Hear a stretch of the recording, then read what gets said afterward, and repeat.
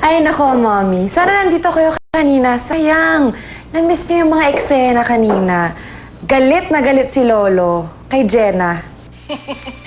I can just imagine the shock on your lolo's face nang talikuran ni Jenna si Joshua. Dahil pinahiya siya ng pinakamamahal niyang Sonia. Ay, nako. Kawawang Jenna. Yan tuloy, naparusahan. Mapapanis ang beauty niya dito sa mansyon kasi pinagbawalan siya ni Lolo na lumabas. Mabuti nga sa Gaga. Akala niya kasi makukuha niya lahat ang gusto niya. Pas humanda siya dahil hindi matatapos sa pagkakakulong niya sa mansyon ang kalbaryo niya. Ano ibig niyang sabihin, Mommy? Umaandar na mga plano ko, anak. And very soon, mawawala na rin sa eksena ang hilaw na Koreanang yan. Mababawi na natin ang lahat ng ginagawa ni Jenna.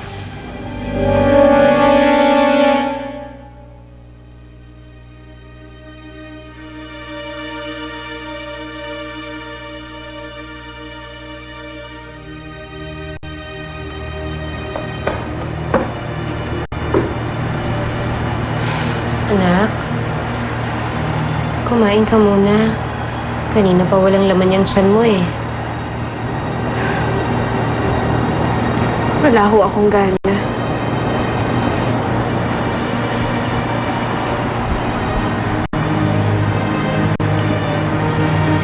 Anak, pasensya ka na ha. Kung wala man lang akong nagawa para ipagtanggol ka sa lolo mo.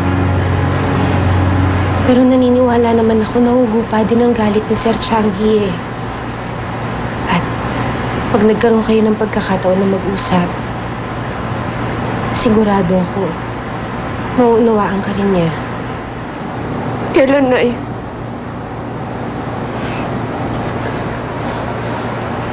Kung kailan nasa Amerika na si Benjo, baka isipin niya na wala na naman akong ginawa para pigilan siya. Baka isipin niya na hindi ko talaga siya mahal. Hayaan mo. Kakausapin ko ulit ang lolo mo. Di bali na huwi na eh. Sarado na talaga ang isipan ni Lolo. At wala na ho talagang pag-asang pumayag siya.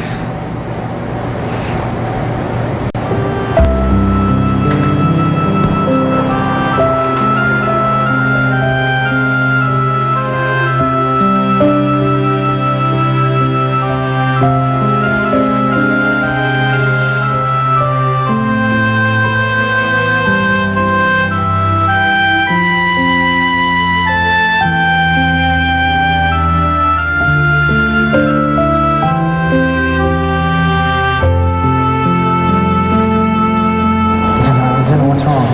Sorry, Joshua. I'm sorry.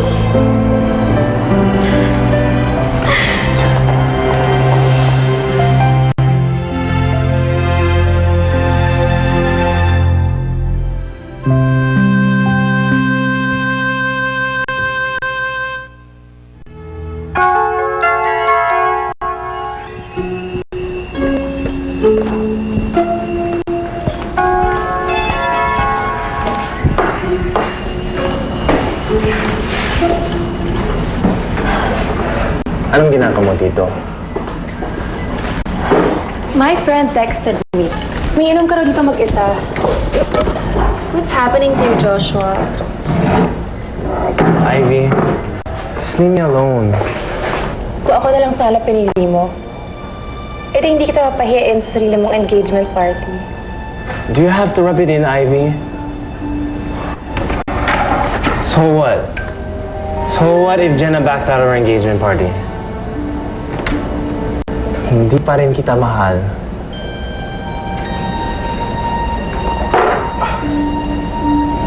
Hindi pa rin kita pipiliin. Nakakatawa ka, Joshua. Nagkakaganyan ka ng dahil sa babaeng walang kakwenta-kwenta. Alam ko naman na kahit saktan ka niya, mahal mo pa rin siya eh. How pathetic. Buti pa si Lolo. He's giving her what she deserves. Anong ibig mong sabihin? Hindi siya pinapalabas ng bahay. Buong magdamag siyang nakakulong doon. Kung tatanungin mo ako, hindi pa nga sapat na parusa yun eh. Kaya pasalamat siya, yun lang napala niya.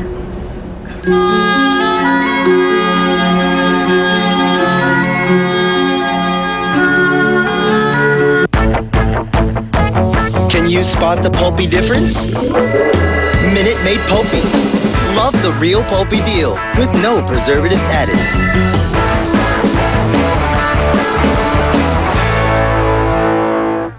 Tuloy-tuloy pa rin ang nakakaantig na kwento ng buhay ng ating bidang Koreana, hatid ng Minute Maid. I am the face of determination. I am the product of learning. And I am the voice of a brighter tomorrow. I am just like you. Pare-pareho tayong may maaabot. At pare-pareho ang burger natin. Jollibee Yum Burger. The only Pinoy langhap sarap burger made with one